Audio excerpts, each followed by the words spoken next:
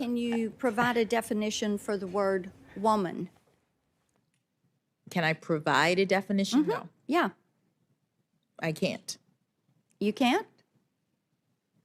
Not in Okay. this context. So you I'm not a believe the biologist. meaning of the word woman is so unclear and controversial that you can't give me a definition?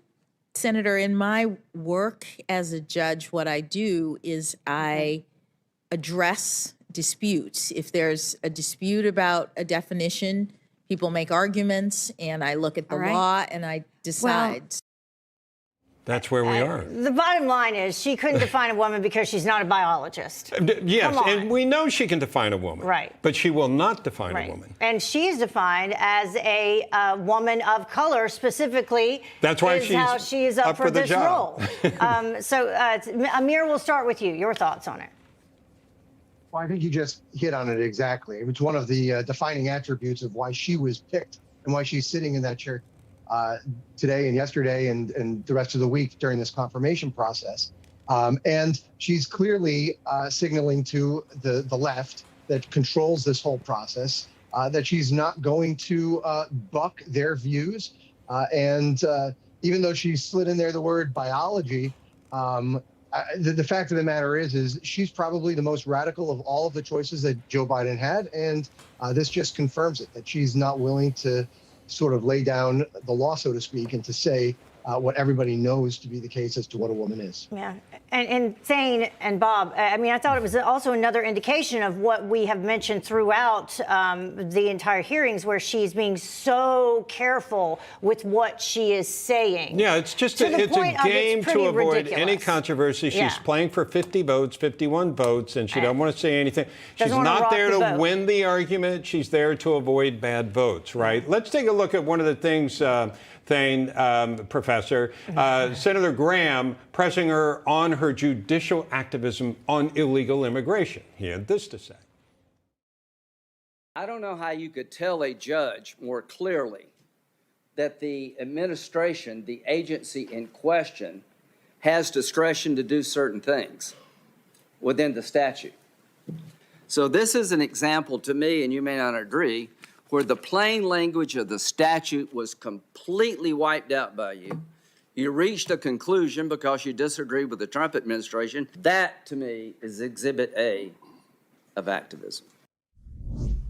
So that's what the concern is, that she's ignoring, ironically saying she's not a part of the legislature, so she doesn't want to make a call on a lot of these things, yet that she would legislate from the bench, Amir, or Thane. That's what the concern is. Right. Well, remember, yesterday she was very clear, right? I'm neutral. I stay in my own lane. I exercise judicial restraint. I'm judicially independent.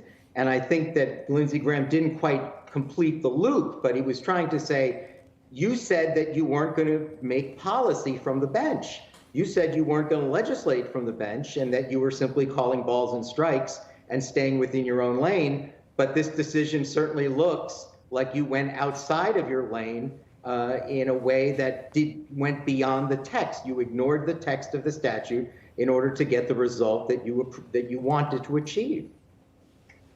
Yeah, Amir, through all of this, are there any big red flags, or do you have any concerns specifically with her that stand out that would lead you to believe, either that exchange or others, that she is going to, be a judicial activist and not be fair in some of her rulings?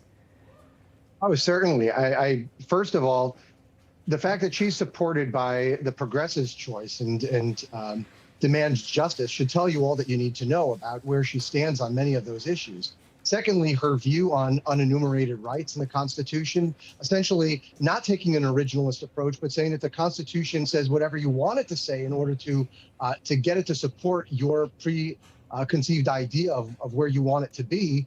That's very problematic. Her refusal to acknowledge certain constitutional religious liberty, First Amendment, what have you, instead of she's saying all the time that she's going to defer to precedent. But when you're on the Supreme Court as opposed to on a lower court, a district court and a circuit court of appeals, your job is not necessarily to just follow precedent. Your job is to determine whether the precedent that exists should continue to exist. We see that this term when we're dealing with affirmative action, when we're dealing with abortion, she's going to have to answer the question as to how she interprets the Constitution. And she fails to do it. She's not giving that answer. And that's the answer that these senators need to know, because they have a constitutional duty when they took their oath to not approve of somebody who is going to do violence to the Constitution. And if they fail to do that and they just pass her along, then they're not living up to their own oath. By the way, MSNBC host Joy Reid came out slamming Republican senators over their questions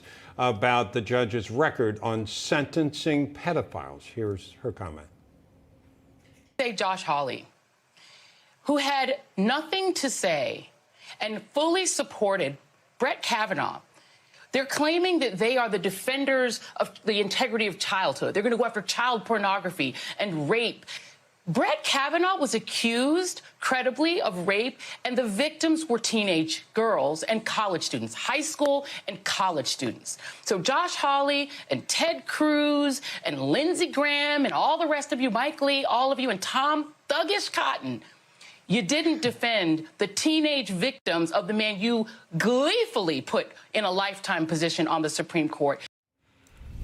Yeah, Thane, I wonder if she realizes that one of those cases where Judge Jackson significantly reduced the sentence of the person involved was where that person sent out pictures of his own 10-year-old daughter. And then Judge Jackson significantly reduced the sentence to below the low level of the federal guidelines.